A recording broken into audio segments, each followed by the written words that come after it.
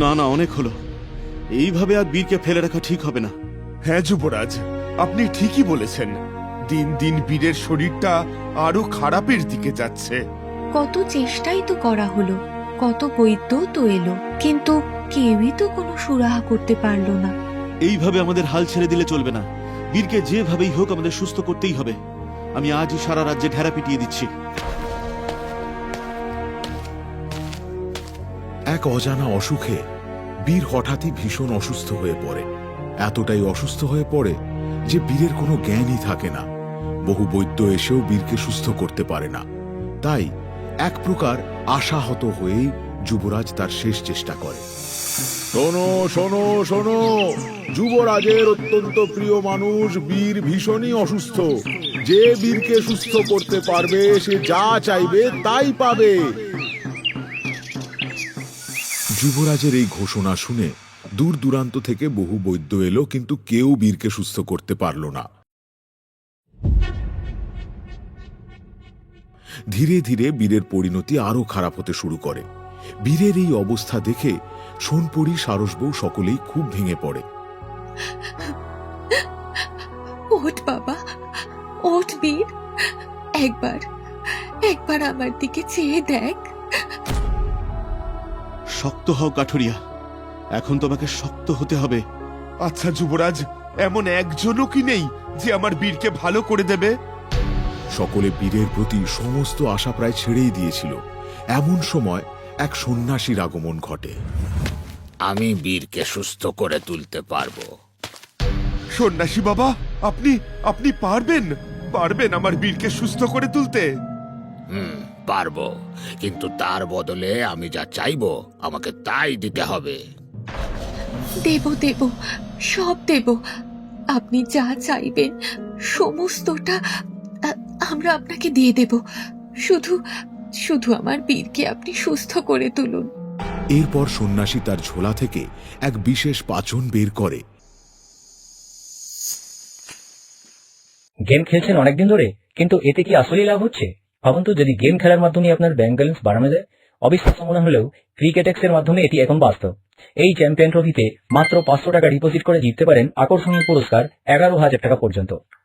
অ্যাপে রেজিস্ট্রেশন করে account verify করলেই পাচ্ছেন 50টি ফ্রি স্পিন। মাত্র 500 টাকা ডিপোজিট করুন আর ইনস্ট্যান্ট পেয়ে যান 300 টাকার বোনাস। জন্মদিনে পাবেন বিশেষ চমক 1000 টাকার বোনাস। ক্রিকেটেক্সে গেম খেলুন এবং জিতুন আকর্ষণীয় পুরস্কার। গুগল পিক্সেল 9 প্রো, এসার নাইট্রো 5, গুগল পিক্সেল ওয়াচ 3 এবং স্যামসাং গ্যালাক্সি বাডস 3, আরও অনেক কিছু। আপনার জেতা টাকা তুলুন নিরাপদ উপায়ে। বিকাশ, নগদ, রকেট উপায় এবং ভারতে ফোনপে, গুগল পে, ইউপিআই এর মাধ্যমে লেনদেন করুন দ্রুত এবং নিশ্চিন্তে। তো পিন করা কমেন্ট থেকে বিনামূল্যে ক্রিকেটেক্স অ্যাপে রেজিস্ট্রেশন করুন এবং উপার্জনের যাত্রা শুরু করুন। আর বীরকে সেটা খাইয়ে দেয়। ওষুধটি সেবনের পরেই ধীরে ধীরে বীর হাত পা গুলো নাড়াতে শুরু করে। ওই তো আমার বীরের জ্ঞান ফিরে আসছে। ধন্যবাদ সন্ন্যাসী বাবা। এইবার আমি যা চাইবো আমাকে কিন্তু তাই দিতে হবে। বলুন কি চান আপনি? আপনি যা চাইবেন আমরা আপনাকে তাই দেব। আমি সোনপুরীকে চাই।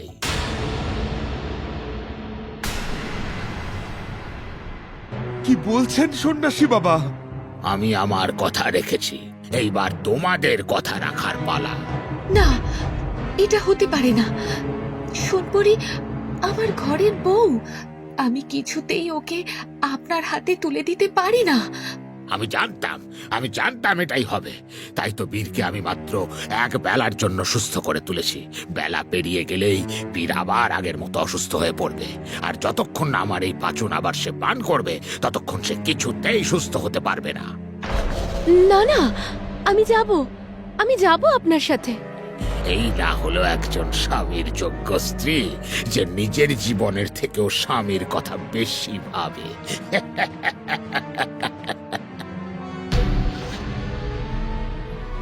চলো, এবার চলো আমার সঙ্গে।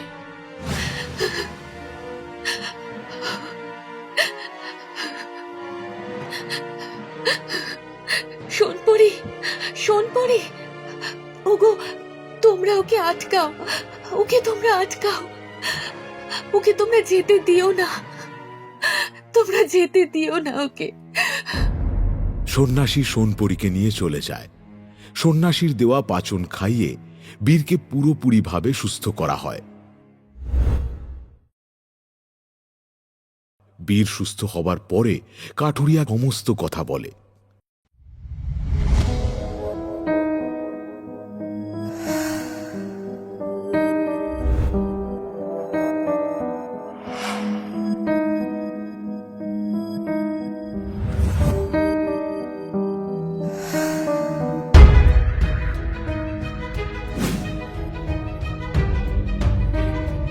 কেন বাবা, কেন কেন? আমার যা হওয়ার হতো, কিন্তু তোমরা সোনপরীকে কেন যেতে দিলে? কেন যেতে দিলে? কেন? সন্ন্যাসীর সোনপরীকে নিয়ে যাবার কথা শুনে বীর কান্নায় ভেঙে পড়ে। এদিকে সেই সন্ন্যাসী এক উড়ন জাহাজে সোনপরীকে এক ভিন রাজ্যে নিয়ে আসে।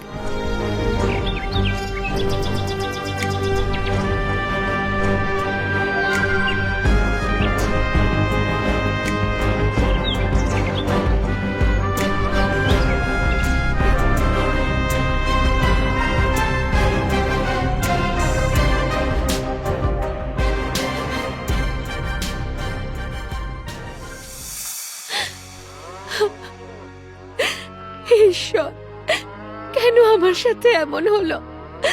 কেন হলো?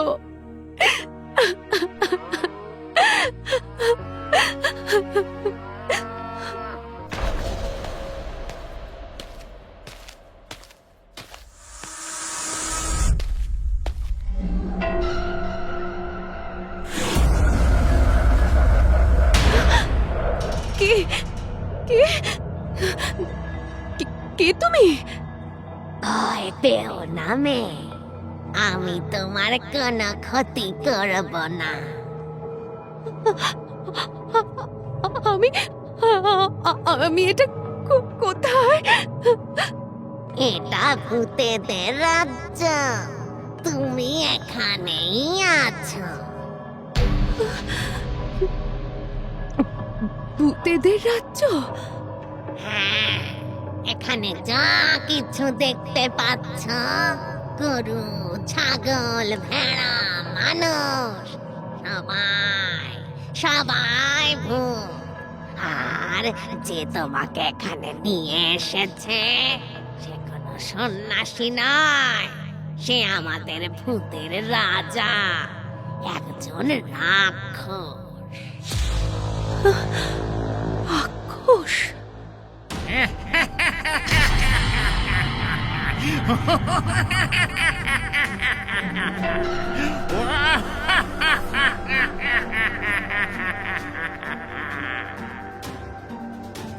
ও তোমাকে খাইয়ে দাইয়ে প্রথমে মোটা করবে, তারপর তোমাকে জ্যান্ত চিবিয়ে খাবে। তুমি বাঁচতে পারবে না, কিছুতেই বাঁচতে পারবে না। আমাকেও এক সময় ছদ্মবেশে গিয়ে এখানে নিয়ে আসে, আর এখান থেকে আমি বেরোতে পারিনি। ও আসলে ছদ্মবেশী রাক্ষস। এখানে একবার যে আসে সে আর ফিরে যেতে পারে না। তুমি তুমি আমাকে বাঁচাও, তুমি আমাকে বাঁচাও, আমি তোমার পায়ে ধরছি। দেখো, তোমাকে দেখে আমার মায়া হলো, তাই আমি তোমাকে সব জানালাম, কিন্তু তোমাকে কোন রকম সাহায্য করতে আমি পারবো না। যদি আমাদের মহারাজ জানতে পারে যে আমি তোমাকে সাহায্য করেছি, তাহলেও আমাকে কঠিন শাস্তি দেবে। আমি এখন আসি, এই তোমার খাবার থাকলো, খিদে পেলে খেয়ে নিও।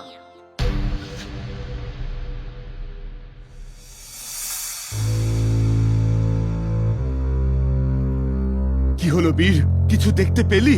ওই সন্ন্যাসীটা সোনপরীকে কোথায় নিয়ে গেছে? না বাবা, আমি কিচ্ছু দেখতে পাচ্ছি না। আমি কিচ্ছু দেখতে পাচ্ছি না। আমিও তো কিচ্ছু দেখতে পেলাম না। জানি না কেন এমন হচ্ছে। এইবার আমি কি করব বাবা? এইবার আমি কি করব? কঙ্কাল রূপী সেই মানুষটির থেকে এইসব কথা শুনে সোনপরি আরো ভেঙে পড়ে। সে খাওয়া দাওয়া কিচ্ছু করে না, সারাক্ষণ শুধুই বীরের কথা চিন্তা করতে থাকে। এইভাবে সোনপরি দিনের পর দিন না খেয়েই কাটাতে থাকে। দীর্ঘদিন না খেয়ে থাকার ফলে ধীরে ধীরে সোনপরির শরীর খারাপ হতে শুরু করে। এই দেখে সেই কঙ্কাল রূপী মানুষটির মনে খুব কষ্ট হয়। সে সেখান থেকে সোনপরিকে বেরিয়ে যাওয়ার জন্য সাহায্য করে। সে সোনপরিকে কিছু মটর দানা দিয়ে বলে, এই দানাগুলো তুমি খেয়ে নাও, ভয় নেই। এতে তুমি তোমার পায়ে জোর পাবে, তোমার পা ঘোড়ার মতো ছুটবে। ওই ঘরের মধ্যে আরো একটা দরজা ছিল, যেটা দিয়ে সোজা সোনপরির রাজ্যে চলে যাওয়া যায়। কঙ্কালটি সেই দরজাটি খুলে দিয়ে বলে, এই পথটা ধরে সোজা দৌড়াতে থাকো, তোমার রাজ্যে ফিরে যাবে। তবে মনে রেখো, পথে থামলে কিন্তু চলবে না, নইলে আমাদের ভূতের রাজা তোমাকে ধরে ফেলবে। যাও মেয়ে, তাড়াতাড়ি এই পথ দিয়ে পালিয়ে যাও। ধন্যবাদ, তোমাকে অনেক ধন্যবাদ। কঙ্কাল রূপী সেই মানুষটির দেওয়া মটর দানা খেয়ে জঙ্গলের পথ দিয়ে সোনপরি দৌড়তে শুরু করে। কিন্তু ভূতের রাজা তার অলৌকিক ক্ষমতায় সেটা টের পেয়ে যায়।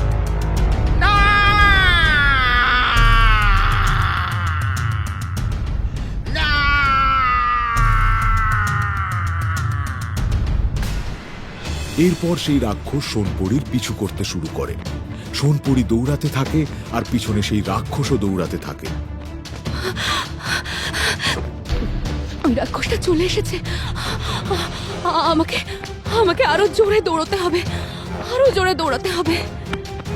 সোনপরির শরীরের অবস্থায় এমনিই খারাপ। সোনপরির দৌড়তে খুবই কষ্ট হচ্ছিল, কিন্তু কষ্ট হলেও নিজের জীবন বাঁচাতে সোনপরি আরো জোরে ছুটতে থাকে।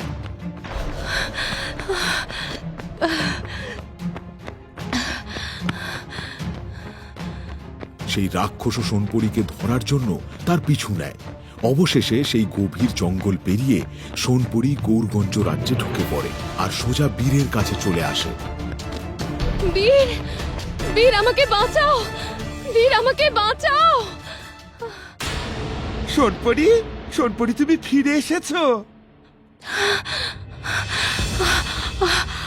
আমাকে বাঁচাও বীর, আমাকে বাঁচাও। এরপর সোনপরি বীরকে সমস্ত কথা খুলে বলে। বীর আর সময় নষ্ট না করে তাড়াতাড়ি গৌরগঞ্জ রাজ্যে প্রবেশ করার দ্বার বন্ধ করে দেয় আর সেখানে কিছু কাঁচা মাংস রেখে দেয়।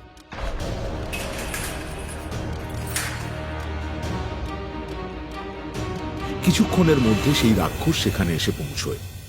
রাক্ষস তখন খিদে ছটফট করতে থাকে। রাজ্যের প্রবেশদ্বারের সামনে কাঁচা মাংস পড়ে থাকতে দেখে সেগুলোকেই সে সোনপরির মাংস ভেবে খেতে শুরু করে।